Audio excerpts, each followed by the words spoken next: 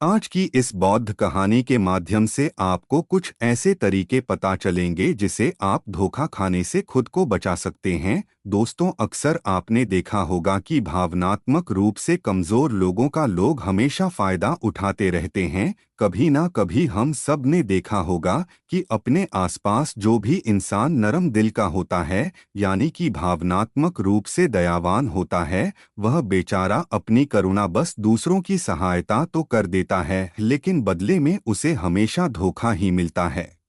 दोस्तों, अब सवाल यह उठता है कि क्या एक इंसान को भावनात्मक नहीं होना चाहिए? क्या उसे दूसरों पर भरोसा नहीं करना चाहिए? दूसरों की सहायता नहीं करनी चाहिए? क्या दयावान और संवेदनशील होना कोई गुनाह है या फिर कोई गलती है? दोस्तों, यही इस कहानी के माध्यम से जानेंगे। दोस्तों, बहुत समय पहले की बात है। एक बार एक युवा लड़का जंगल के पेड़ों पर मुख्य मार रहा था। लड़के के आसपास कोई मौजूद नहीं था, इससे उसे युवक की चिंता होने लगी। बौद्ध भिक्षु ने सोचा कि कहीं मैं इसे ऐसे ही छोड़ दूं और कहीं यह आत्महत्या कर ले। तो ऐसे विचार आने के बाद भी वह कुछ नहीं बोले और लगातार उसे युवक की तरफ देखे जा रहे थे। भिक्षु एकदम चुपचाप खड़े हुए थे। उसने युवक से कुछ नहीं बोला, कुछ नहीं कहा, बस वह उसकी लगातार देखता रहा। कुछ देर तक तो युवक ने उसे भिक्षु को नजरअंदाज किया, लेकिन कुछ देर बाद उसे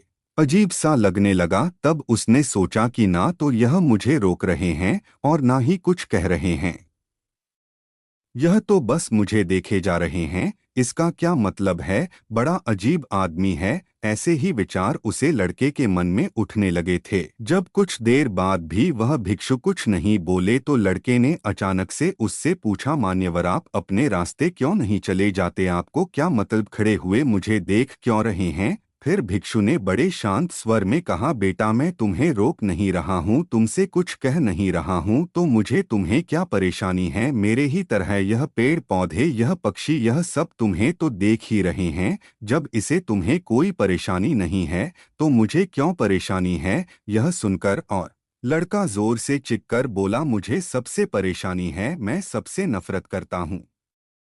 यहाँ पर सब धोखेबाज गद्दार होते हैं, कोई किसी का नहीं होता इस दुनिया में। और इस तरह बोलते बोलते वह फूट फूट कर रोने लगा और रोए जा रहा था और बौद्ध भिक्षु उसे देखे जा रहे थे।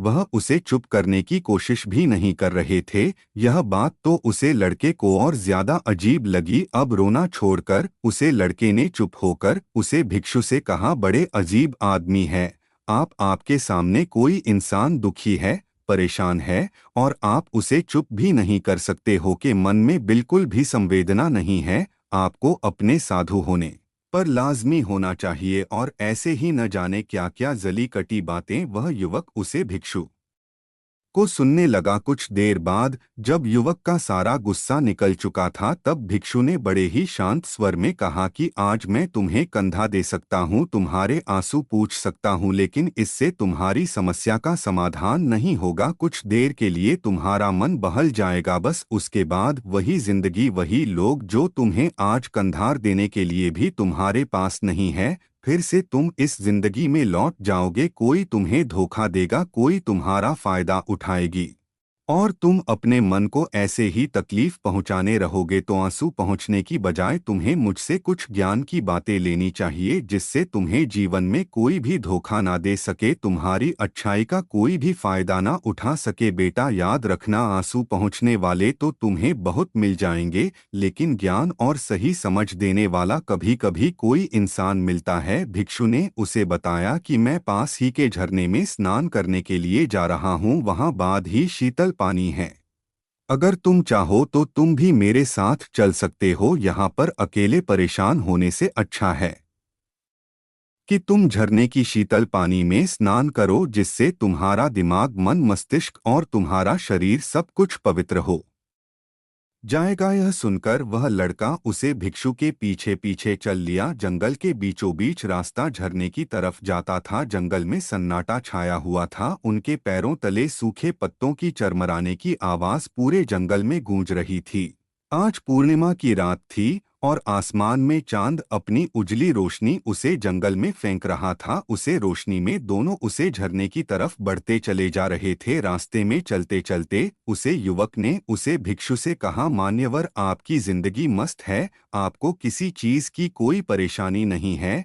क्या आपको पता है कि दुनिया में कैसे कैसे लोग बसते हैं, कितने धोखेबाज, कितने मुख्तार, और सबसे बड़ी बात, अपने लोग ही धोखा देते हैं जिसे हम प्रेम करते हैं, जिनको हम अपना मानते हैं। जब उन्हें से धोखा मिलता है तो कैसा महसूस होता है।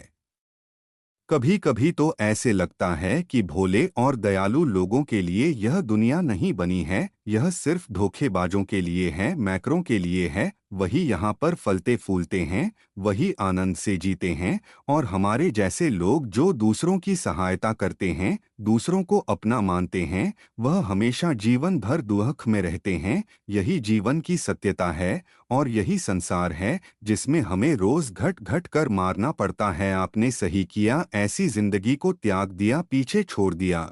बस अपने में मत, किसी से कोई परेशानी नहीं है, किसी की कोई चिंता नहीं है। मैं भी सोचता हूँ कि मैं भी संन्यास ले लूं, छोड़ दो इस दुनिया को। यह सुनकर उसे भिक्षु ने कहा, बेटा तुम्हें क्या लगता है,